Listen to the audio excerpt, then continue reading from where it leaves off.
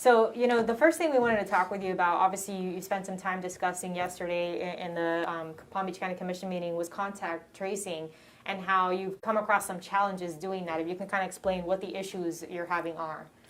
I can think of three basic reasons or three basic obstacles in our contact tracing. The first one is the people who are positive not understanding the importance of the contact tracing, which is basically the ability that we have to stop the spread of the virus by being able to immediately get a hold of the people who that person came in contact with and be able to quarantine them at home so they don't spread it any further. The second challenge is that they're afraid to give out names of where they work, of the people that they are in contact with, the people that live with them, for a multitude of reasons, including employers telling them that they have to keep coming to work. So in that instance, we're trying to work with the business community to have that piece of, you're sick, you need to stay home. Very important. And the third one is just the general education that people still don't have a good grasp of what the COVID does and how it spreads and how you can stop from spreading it. So that's the educational component. You're still finding that people don't know after 3-4 months through contact tracing. You're finding they don't know how COVID spreads? Yes, they haven't heard about it, believe it or not. They don't understand what they've been told. They have the wrong information. Even women who are pregnant, that we know now that's a very important factor, they don't realize that this is something that could affect them and the baby. So all these misinformation seems to go faster than the correct information. So it's very important that we try to correct that. So in essence, to clarify, what is contact tracing? Contact tracing is reaching the person who is positive as quickly as possible and then getting to the people that they've been in contact with to get them to stay home and not spread the virus. And that information remains confidential. Like, you're not calling those people saying, hey, Joe Smith tested positive and you were in contact with him last week, so we need to talk with you. No, never. We don't do that with COVID. We don't do that with sexually transmitted diseases or TB or anything. What we simply say is you may have come in contact with someone who's positive. This is the precautions you need to take. When you ask, those positive patients and possibly those who have come into contact with positive patients to quarantine, is it mainly a strong suggestion? I mean, do you have any power, any enforcement? Does the health department have that to be able to make them stay home? With the contacts, we don't make them stay at home. What we tell them is to avoid contacts with other people and look for symptoms. If they have any symptoms, to call us right away, and then we will take action in terms of getting them tested and making them then stay home if they're positive. But it's the contact that we make with them is more educational than anything else. And no, we're not going to their homes or putting monitors on them or anything like that. It's all, the people have to cooperate with us. So again, the education is the most important thing. Once they understand how important this is, most of the people do cooperate. I know you mentioned there was a lot of people that are hanging up on the staff when they call from the health department and identify themselves. How much of a challenge is that when you can't even explain why you're calling or who you are? Well, that kind of stops the whole process right there. We try to call back at least 3 times when we don't make a connection. We want to do that within the first 48 hours. It's very important because that's what we need to be able to then stop that transmission from the other person that they come in contact with. So our phones do say Department of Health, and so we want everybody out there that's listening to this to know that when we call, the ID will say Department of Health, and that's very important that they answer those phones. How does getting to the positive patient help prevent further community spread? I know you mentioned that then you're able to make contact with those others who may have come in contact with that person. Once we come in contact with that person, what we tell them is that because they've come in contact with somebody who's positive, they should go get tested. They need to stay away from other people, and if they come down with symptoms, again, call us so we can do further contact and any education that they need, any questions that they want to get answered, we're happy to do that. So it's a very good chance for education and for them to know what to do so that it stops. It doesn't continue to be spread to somebody else. And those who are positive, I know you were talking about the quarantine, suggestion to them, or at least, command to try to get them to quarantine. You were saying, is there a way to make them stay home? I mean, I know a lot of people work. Yeah, if we find out that the person is not following the instructions, then we have a couple other steps that we can take. Go to their home, really try to explain the issue to them. And if it's really, really bad where we know that they're not staying at all, then we can put in a request to do a order that they've gone against the quarantine. But at this point, with so many people having to be reached, that's going to be very, very difficult. When we tried that at the very beginning, it was felt that the person was complying enough where they did not, that the Surgeon General has to sign that order, and they felt that it wasn't appropriate to sign that order at that time. So now it would even be more difficult to try to do that. So even if there was an order saying you could mandate this person to stay home, there's really no way to enforce that with how many cases you have now in the county.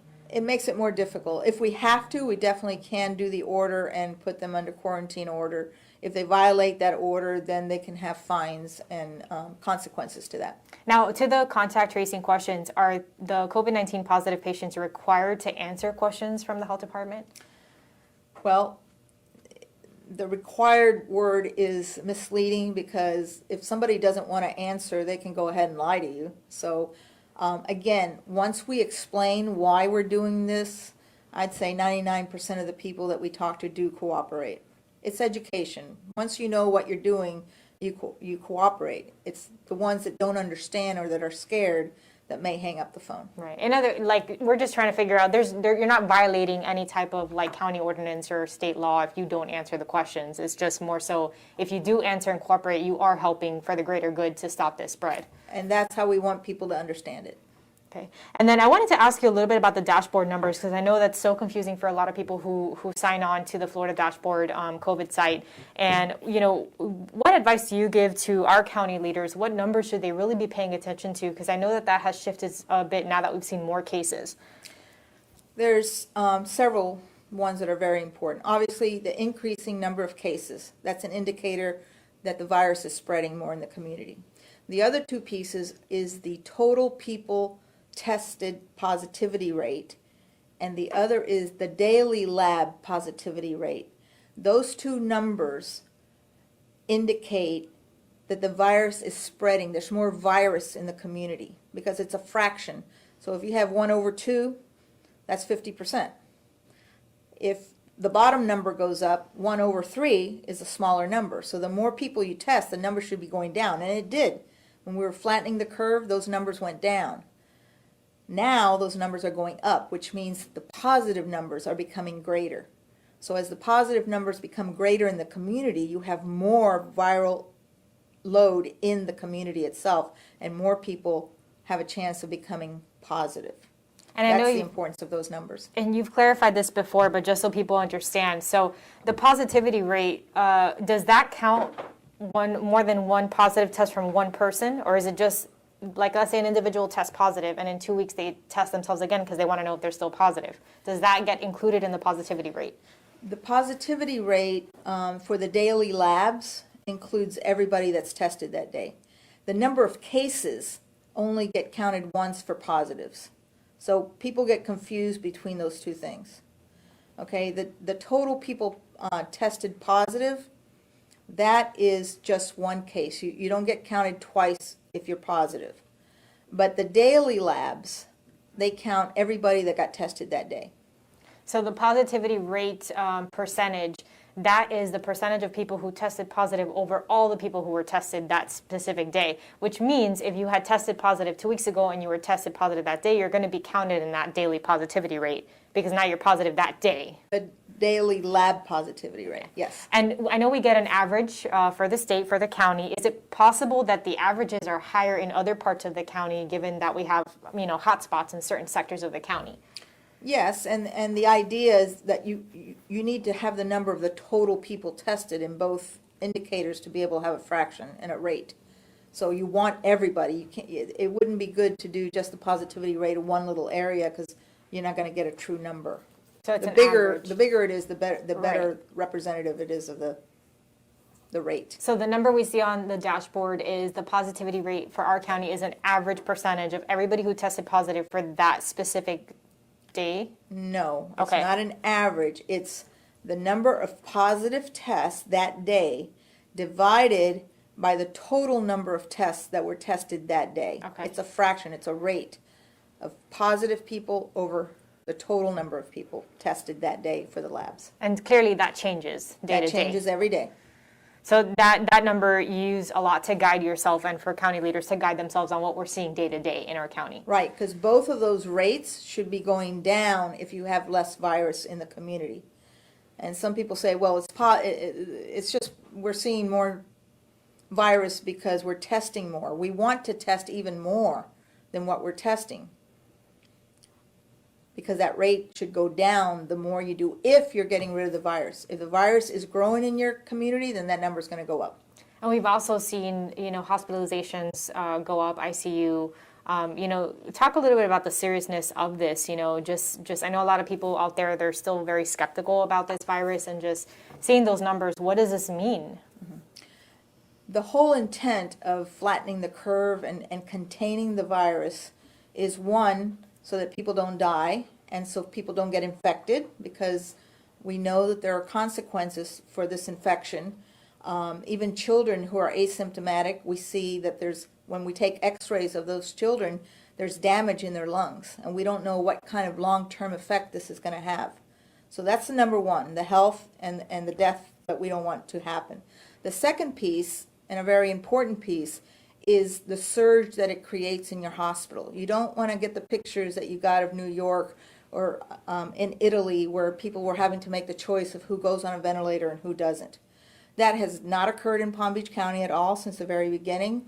The hospitals are watching that very closely, and that's why we watch the ICU COVID admissions and the hospital COVID admissions to the hospital, because we want to make sure that they don't get overwhelmed with those numbers, and then we have to, take more drastic actions. You don't want to ever overwhelm your system, because then you can't take care of the patients.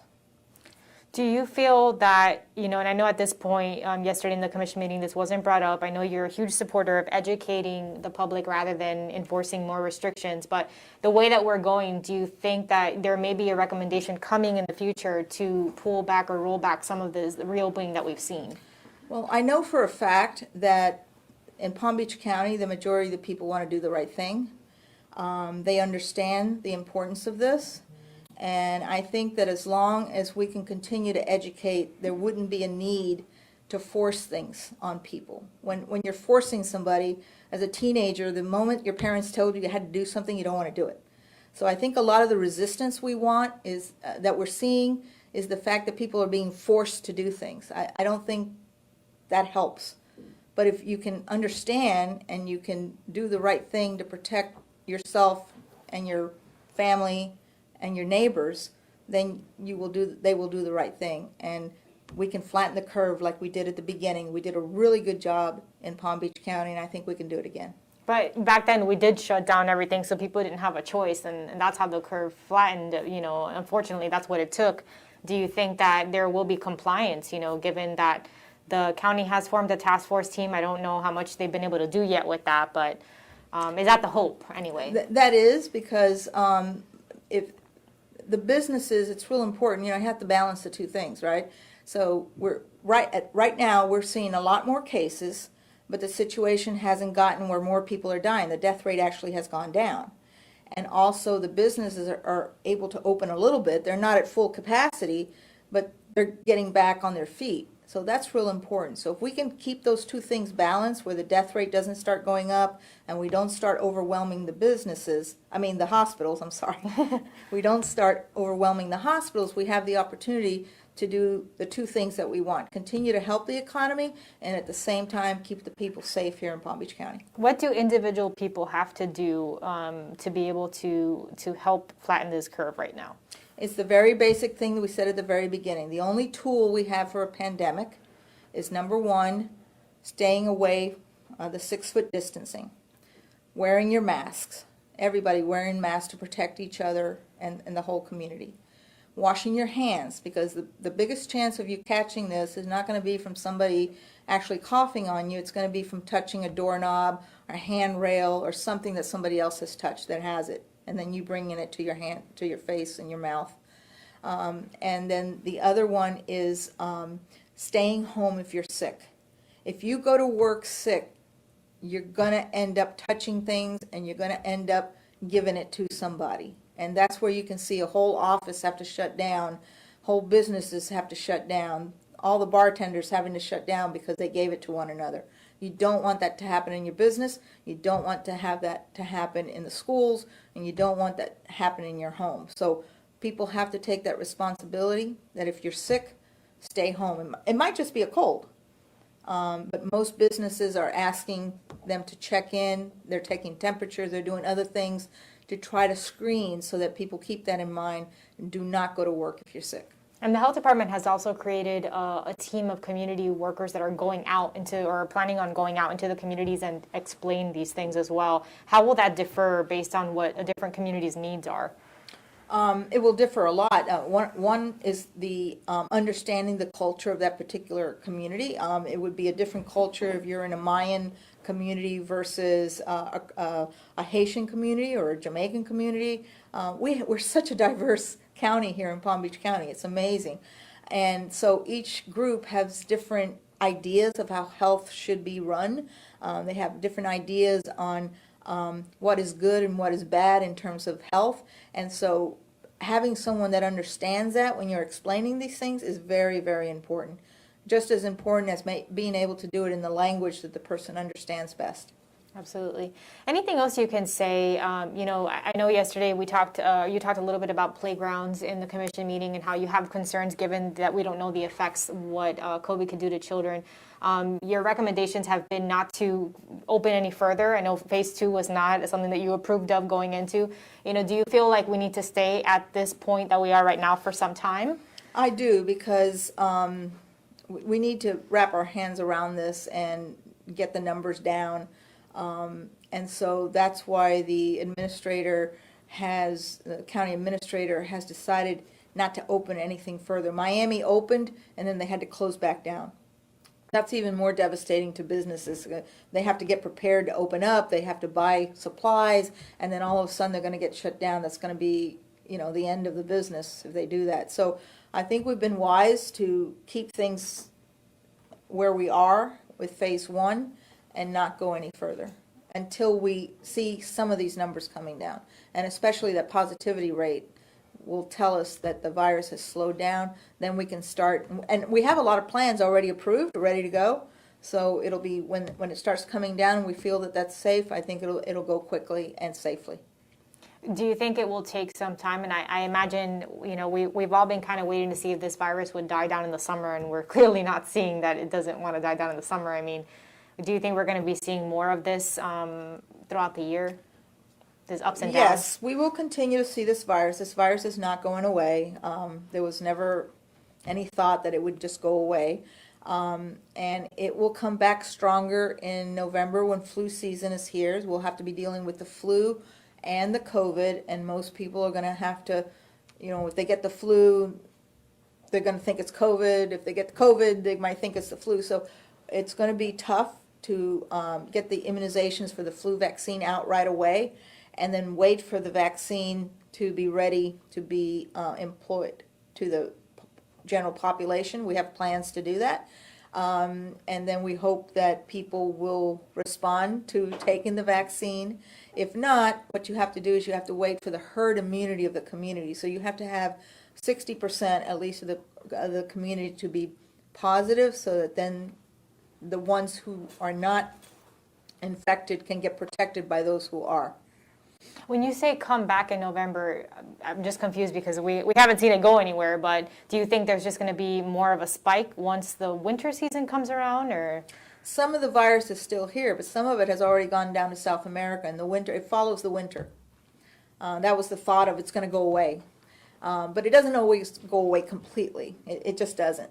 As long as there's people to transmit the virus continues to spread. It's very effective. Especially this virus. I think they're going to see that this virus is a little stronger than what they originally thought. We were very lucky with H1N1. This virus is much stronger than that virus. So it goes down to South America, and then it will become more prominent when the flu season starts again, because it'll be back up to the northern hemisphere. So it's a pattern that you see of all viruses. This is normal. It's a normal pattern that they follow, and this virus is a virus that's been around before with SARS. It's a SARS virus.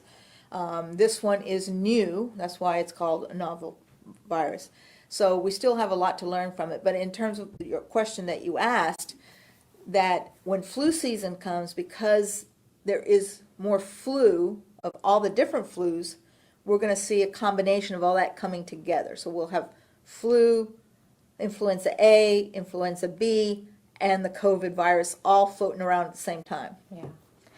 Have you seen at all, and I know we've asked many doctors about this, whether or not people who have had COVID already, have they gotten it again? Have you seen that through contact tracing, that you've seen somebody who maybe had it before and now they have it again? We have not seen anybody here that we've talked to with that.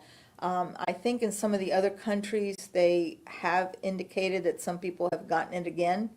I haven't, been keeping track of every single country, and I can't tell you which ones they are, but it's still, even the regular flu, sometimes people can catch it again. So a lot of it depends on your immunity and how you fight things off. So any virus is possible that you can catch it again. However, most viruses, when you catch it the second time, it's not as severe as when you got it the first time. There's some people that are completely asymptomatic. If they catch it again, they won't even know it. So it depends on the individual and your body's response to the virus. Anything else you'd like to add? I know a lot of people are very worried seeing these numbers every day, and rightfully so. They should take it seriously. But do you feel like as long as we're not seeing deaths go up, we are seeing more people infected, but they're fighting through this virus?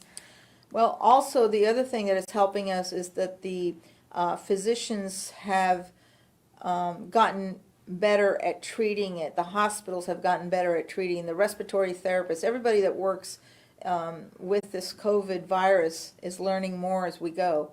So I think one of the reasons the hospitals are staying open without problems, despite the much increased numbers that we have now from the ones we had when we opened up, our average was 68 cases per day. Now our average is close to 400. So it's a huge increase in the number that we're able to handle per day. And I think that's because we know it better, and we're treating people better. We're not putting them on ventilators as soon as we were before. Therefore, you don't have to take people off of the ventilator, which very often is fatal. So we're better at treating it.